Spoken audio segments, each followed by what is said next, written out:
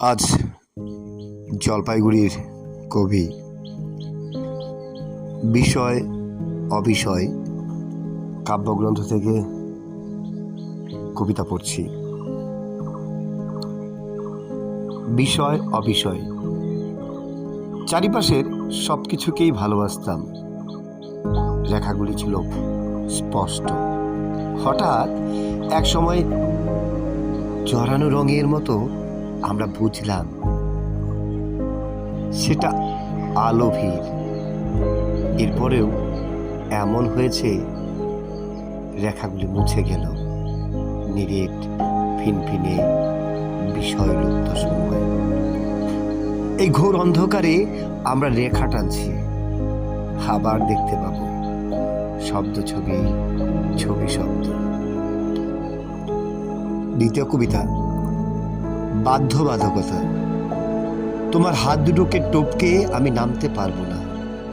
তুমি জানো এই কুয়াশা দড়ির টান চেপে বসে ইচ্ছে আলাপনে পলক স্বপ্নে কত ডানা লেখা হয়। তাহলে উড়ানতালি দাও, আকাশ নীল ফুল ঠোঁটে নিয়ে মাটিতে নামবো একদিন। যুদ্ধচিত্র। এক একটা ধান ক্ষেত এমন সাহসী হয়ে ওঠে যে অজস্র হরিণ খেলা করে।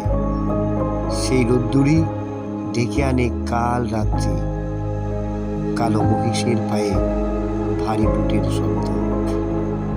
গ্রামের ভিতর থেকে শঙ্খ বিউপান।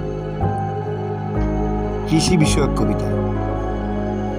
বিষয়ভিত্তিক আলো আর তার ক্রম উৎক্ষেপণ। এই হাইওয়ের পাশে ঢালু হয়ে যাওয়া জমি, সবুজ উৎস থেকে উঠে আসা বিবর্ণ মানুষের ছুটোছুটি। কান্নাতুর হাওয়ায় সেদিয়ে দিচ্ছে রবার বুলেট। গোঙানির শব্দে শব্দে বোদাম পোকার হিনবিন। নতুন কবিতায় এইভাবে বিষয়হীনতা।